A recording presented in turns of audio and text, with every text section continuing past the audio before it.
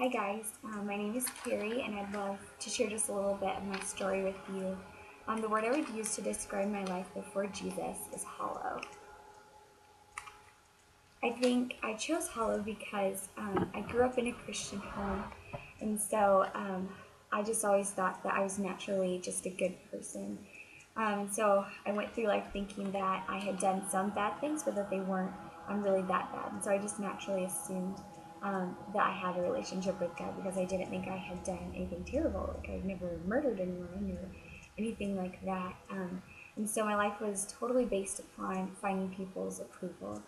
And that showed up in a lot of ways. It showed up in my relationships with guys, so I needed guys to give me attention if I was going to believe that I was really attractive.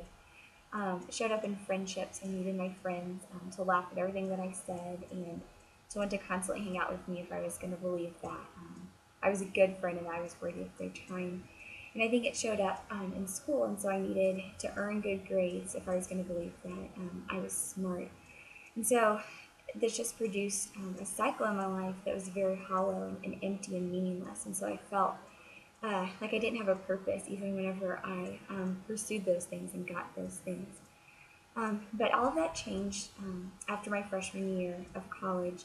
I was just at a really low point in my life personally, and so I was very dissatisfied with how things were going with this like empty and hollow cycle. And so I decided to lower my standards and try some things that I thought would bring me the fulfillment and the meaning that my life seemed to be lacking. And so after just a little while, I learned two things.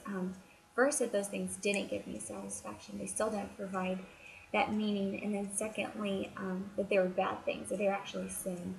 And they separated me from God. So that was a really hard thing for me to wrestle with because up until this point, I had just always believed that I was naturally good and accepted by God. And so it was hard for me to realize that I had done things that were like bad, that separated me from Him. And as I applied it to that area of my life, I thought, well, what about all the other things that I've done? Like those would be sin too. And so at the beginning of my sophomore year of college, I heard the truth about who Jesus is for the first time. And so I learned that through Jesus, I have God's approval because Jesus died on the cross for all of my imperfections, everything bad I would ever do. And so whenever God looks at me, He just sees Jesus. And that was a really hard thing for me to believe, that it was that free and that it was really true. But I was at rock bottom in my life, and so I was willing to give it a try. And so the word I would use to describe my life after meeting Jesus for the first time is solid.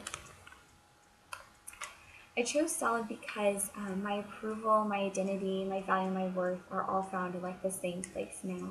So they're all found in God. So no matter what my circumstances are, whether things are going good or going bad, I still know who I am and what my purpose is, and that's just to know God. So I'm still not perfect.